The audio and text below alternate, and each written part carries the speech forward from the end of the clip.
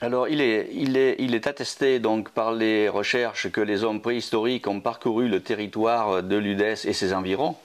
Et bien sûr, ce qu'il est intéressant de voir, c'est d'apprécier comment la population s'est aperçue de cela et si elle s'en est aperçue et comment justement on peut avancer pour qu'elle puisse l'appréhender encore mieux et justement quelle était selon vous donc la connaissance par la population de ces traces. Ces notions ne sont pas encore connues de beaucoup de monde au sein de la population de la commune. Il est vrai qu'il existe des découvertes qui ont été réalisées au 19e et au 20e siècle, mais qui ont été assez ponctuelles et dont la mémoire s'est effacée avec le temps. Donc c'est tout à fait intéressant, de par le travail qu'on a réalisé en commun pour cette exposition, de retracer ces découvertes au sein de la commune pour pouvoir justement redonner un intérêt à cette histoire qui est très longue.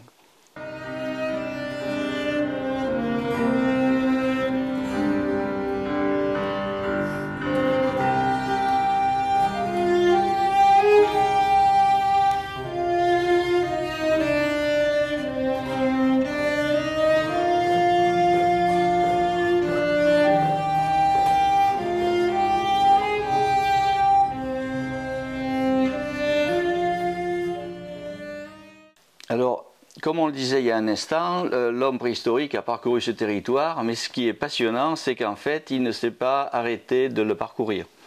À l'époque gauloise, à l'époque gallo-romaine, on constate une population importante. Ce qui fait qu'on a de nombreux vestiges et cela interpelle certainement l'élu que vous êtes, donc en plus bien sûr de la population qui peut s'y intéresser. Ce sont également des découvertes qui sont peu connues par la population.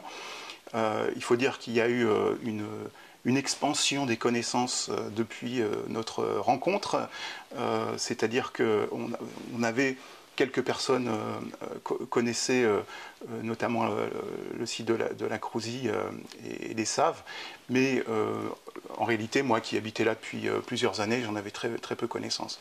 Et donc il faut remercier le CERA pour ces rencontres riches qui nous ont permis de visualiser, parce que c'est ça qui est extrêmement important, c'est de visualiser sur les sites les implantations des habitations, et puis le travail de recherche qui se poursuit, qui permet de comprendre l'étendue de cet habitat gallo-romain sur la commune.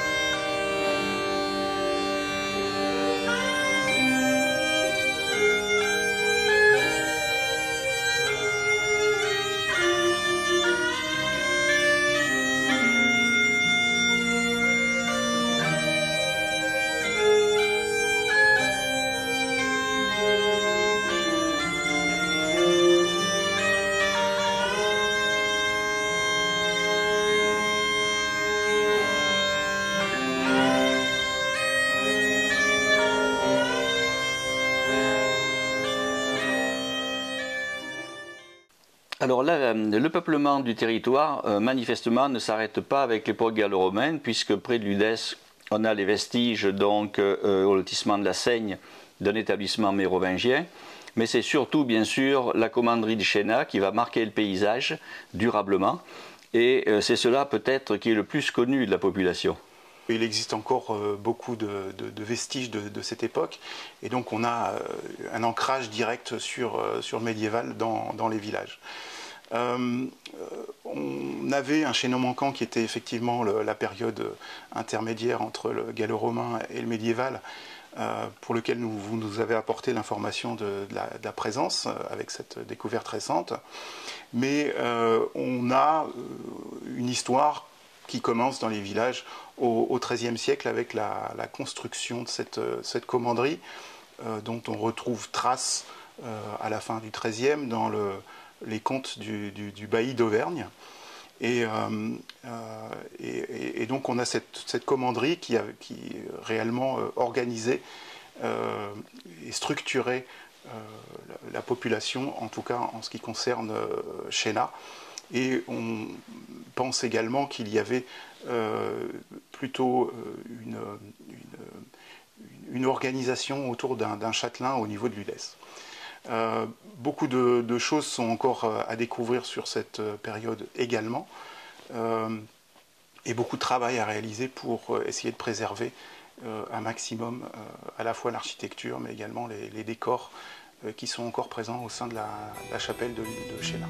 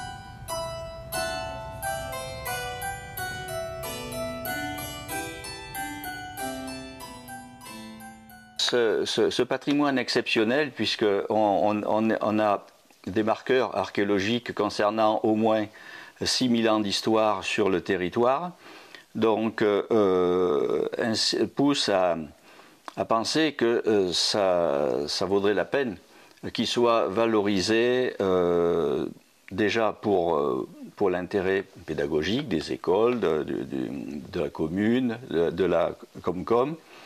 Et à ce titre, quelles orientations pensez-vous que la collectivité va donner justement à ce qu'on apporte pour développer la valorisation et la conservation de ce patrimoine?